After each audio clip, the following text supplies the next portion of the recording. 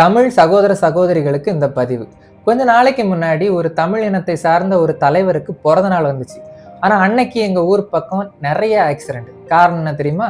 அவரு தங்களுடைய சாதின்னு சொல்லிக்கிட்டு திரிக்கிற ஒரு குரூப் இருக்கும்ல, அந்த குரூப் கார், பைக் எல்லாம் எடுத்துக்கிட்டு ஒரு கொடியை பிடிச்சிக்கிட்டு ஏன்னு கத்திக்கிட்டு அலப்பறை பண்ணிட்டு போனதுல இதெல்லாம் நடந்துச்சு. இது அந்த தலைவருக்கு மட்டும்தான் நடக்குதான்னு கேட்டீங்கன்னா சத்தியமா கிடையாது. தமிழ்நாட்டுல இருக்கிற எல்லா சாதிக்காரங்களும் தங்களுக்குன்னு ஒரு தலைவரை தூக்கி பிடிச்சிருப்பாங்க. அந்த தலைவரோட பிறந்த நாள் அப்போ இத மாதிரி வேலைகள் எல்லாமே நடந்துகிட்டு இருக்கும். மெயினா பப்ளிக் நியூசன்ஸ் கிரியேட் பண்றது, தேவையில்லாம கலவரத்தை உண்டு பண்றது, எல்லாமே பண்ணிட்டு இருப்பாங்க. எங்க ஜாதி பவரை நாங்க காட்டுறோம் அப்படின்னு. இந்த தலைவர்கள்னு சொல்லிக்கிட்டு மக்களுக்குள்ள பிரிவினையை தூண்டி விடுற சில சில்லறைகள்லாம் இன்னும் தெரிஞ்சுக்கிட்டு இருக்குதுங்க. அவங்களெல்லாம் நான் தலைவன் சொல்லவே மாட்டேன். சில உண்மையான தலைவர்கள் இருந்தாங்க நமக்கு. அவங்க நாட்டு மக்களுக்காக பாடுபட்டாங்க, சிறைக்கு போனாங்க.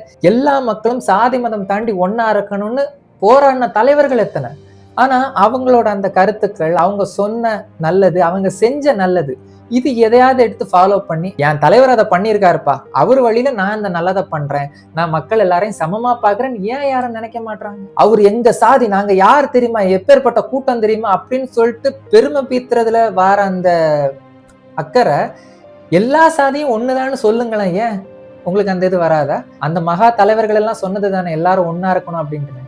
ஏன் பண்ண விட மாட்டானுங்க? ஏன்னா அவங்களுக்கு அரசியல் பண்ணணும். அதுதான் நம்ம தமிழரோட வரலாற்று. தமிழ் குடிகள் தான் இருந்துச்சு. பின்னாடி வடக்குல இருந்து வந்த ஆட்சியாளர்கள் அவர்கள் கொண்டு வந்த அந்த சாதி பிரிவினை தான் இது. சாதின்றது தமிழ் வார்த்தையே முதல்ல கிடையாது. தமிழ்ல குடிகள் தான் இருந்துச்சு. வடக்குல இருந்து வந்தவனுங்க பத்த வச்ச நெருப்பு தான் இப்ப வரைக்கும். அதுல அவனுங்க குளிர் காஞ்சிக்கிட்டு இருக்கிறானுங்க.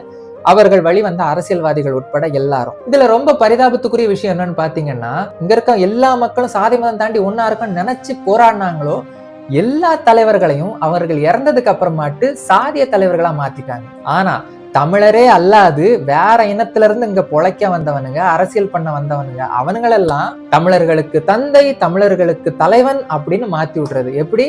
தமிழுக்காக போராடின தமிழ் இனத்தை சார்ந்த தலைவர்கள் சாதிய தலைவர்களாகவும், வேற இனத்துல இருந்து இங்க வந்தவர்கள்லாம் தமிழர்களுக்கு தலைவர். கட்சி மேடையில மட்டும் சமூக நீதி ஆகும்னு பேசுறது, ஆனா கட்சிக்குள்ளேயே சாதி பாக்குறது, சாதி பார்த்து வேட்பாளர் நிப்பாட்டுறது, மக்களுக்குள்ள பிரிவினை ஏற்படுத்துறது, எல்லா சாதியும் இளவட்ட தம்பிமார பிரெயின் வாஷ் பண்ணி தூண்டி விட்டு கொடி தூக்க வைக்கிறவன் மேல ஒருத்தன் இருப்பான். ஆனா பிரச்சனையான அவன் சேஃப் ஆயிருவான். மாற்றுறது நம்ம தம்பிங்க தான். தமிழ்னா என்ன, தமிழர்கள்னா யாரு, தமிழர்களோட வரலாறு என்னன்றதெல்லாம் தெரிஞ்சுக்கிட்டீங்கன்னா தம்பி தங்கச்சிகளா, இந்த மாதிரி ஈத்தரைங்களோட டிராப்ல நீங்க விழாம இந்த வாசாதி பெருசு ஏசாதி பெருசுன்னு கூவிட்டு இல்லாம தமிழர்கள் ஒற்றுமையா இருக்க பாருங்க. இந்த பிரிச்சு விடுறதுக்கு தூண்டிக்கிட்டு இருக்கான் பாருங்க, அவன் எதிரி கிடையாது, அவன் துரோகி.